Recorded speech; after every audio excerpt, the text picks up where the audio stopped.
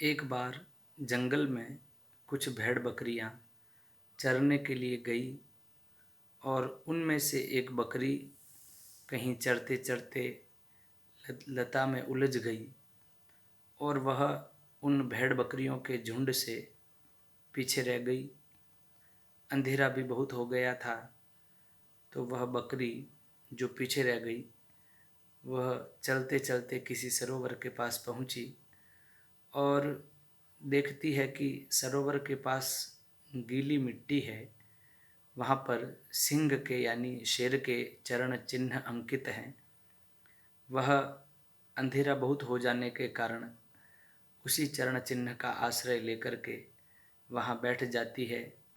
धीरे धीरे रात और ढलने लगती है। इतने में वो क्या देखती है कि कई सियार, बाघ, भेड़िया, सब लोग, सब जीव जंतु बारी बारी से आकर के बकरी को खाने के हिसाब से उसको कहते हैं, जंगल में तू अकेली क्या कर रही है। तो वो बकरी कहती है कि आप मुझे खाने से पहले ये ज़रूर देख लेना कि मैं किसकी शरण में बैठी हूँ। अर्थात वह बकरी जो सिंह के चरण चिन्ह थे उन्हीं के आश्रित बैठी थी। तो सियार ने, भेड़िया ने, बाघ ने सोचा कि ये तो जंगल के राजा सिंह के चरण चिन्ह में जो है आश्रित होकर के बैठी है, तो इसको यदि हम खाने के लिए ज़्यादा कहेंगे, परेशान करेंगे, तो जंगल का राजा स्वयं हमें खा देगा, वो हमें खा जाएगा। तो ये सोचकर वो सब लोग पलायन कर गए। इतनी देर में होता क्या है कि जिसके चरण चिन्ह के आश्रय वह बकरी बैठी थी, वह सिंह स्वयं वहाँ आ गया, वह शेर स्वयं वहाँ आ गया और वह पूछता है बकरी को कि तुम यहाँ अकेली क्यों बैठी हो। तो बकरी ने कहा कि मुझे खाने से पहले, क्योंकि वो ये जान गई थी कि सब मुझे अकेले को देख कर के खाने की मंशा से यहाँ आए हैं, तो कहने लगी मुझे खाने से पहले ये देख लेना कि मैं किसके शरणापन्न हूँ, किसकी शरण में बैठी हूँ। तो शेर क्या देखता है, वो सिंह देखता है कि ये तो मेरे ही चरण चिन्ह हैं, अरे ये तो मेरे ही चरणों के चिन्ह के आश्रित बैठी है। तो शेर ने कहा कि आप निर्भय हो जाएं। और जब रात को हाथी पानी पीने के लिए सरोवर के निकट आया तो शेर उस हाथी से कहता है कि इस बकरी को अपनी पीठ पर चढ़ा लो और इसे जंगल में सब जगह चरा कर ले आओ और इसको किसी भी प्रकार का कोई कष्ट नहीं होना चाहिए। तो हाथी ने वैसा ही किया, अपनी सूंड से बकरी को पीठ पर चढ़ा लिया, क्योंकि हाथी जानता था कि जंगल का राजा शेर है और उसका कहना यदि नहीं माना तो फिर मेरा क्या हाल होने वाला है। तो शेर ही है। तो वह बकरी को अपनी पीठ पर चढ़ाकर सब जगह चराता, सब जगह उसको जो है वृक्षों की, पेड़ों की कूंपल खिलाता। तो ये छोटी सी आध्यात्मिक बोध कथा है। इसके माध्यम से हमें बहुत चीज़ें सीखने को मिलती है और जानने को मिलती है। हमें समझने की ज़रूरत है कि खोज पकड़ सैंठे रहो। बहुत सुंदर बात आप ध्यान दे करके सुने कि खोज पकड़ सैंठे रहो, धनी मिलेंगे आए। खोज पकड़ सैंठे रहो, धनी मिलेंगे आए, अजया गज मस्तक चढ़े। अजया यानी बकरी गज मस्तक चढ़े और निर्भय कोपल खाए।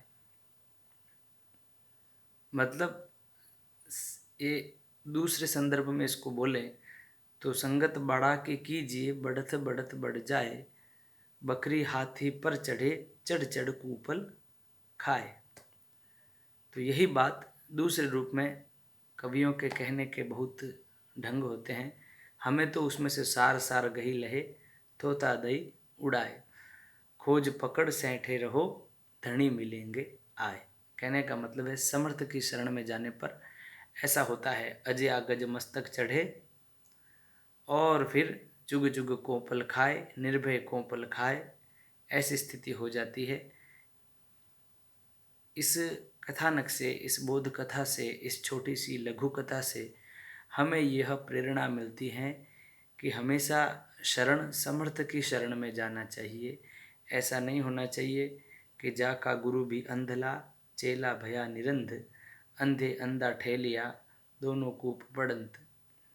और जैसे बकरी शेर के चरण चिन्ह की शरण में गई, तो शेर जंगल का राजा है और वो समर्थ है, तो बकरी सही व्यक्ति, सही जीव की शरण में जाने के लिए, वह तो एक उदाहरण के रूप में एक जीव दूसरे जीव की शरण में है, लेकिन वह ये हमें वहाँ से ये सीख मिलती है कि हमें एक मनुष्य को परमपिता परमात्मा के चरणाश्रित हो जाना चाहिए, क्योंकि समर्थ की शरण में होने पर फिर किसी प्रकार का कोई भय नहीं रहता है।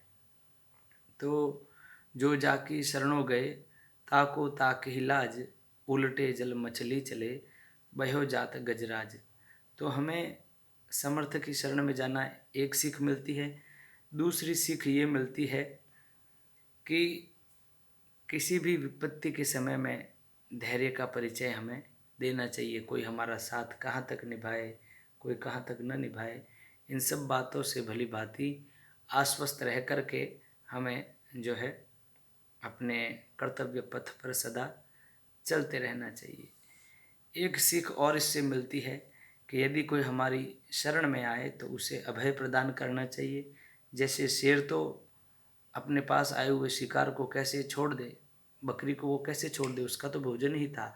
लेकिन चूंकि बकरी ने ये कहा कि मुझे खाने से पहले ये जिसके मैं शरण में हूँ वह देख लेना, यानी चरण चिन्ह देखे, तो शेर को लगा ये तो चरण चिन्ह मेरे ही है, यानी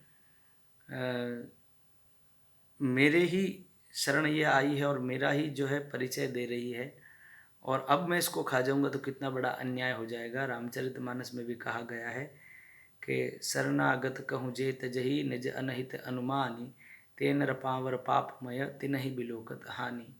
यदि शरण में आए हुए की हम रक्षा नहीं कर सकते तो फिर हमारा जीवन ही बेकार है।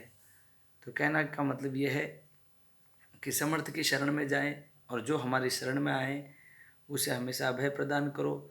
तीसरा, जैसे बकरी समर्थ शेर की शरण में गई, ऐसे प्रत्येक जीव को, मनुष्य को भी परमपिता परमात्मा का चरणाश्रय लेना चाहिए। इन छोटी छोटी बातों से हमें बहुत कुछ सीख मिलती है। तो कहते हैं ना कि जाको राखे साइया, मार सके ना कोई, बाल न बांका कर सके जो जग बैरी होए। तो भगवान जिसकी रक्षा के लिए आ जाए तो मरे को भी भगवान जिला ले।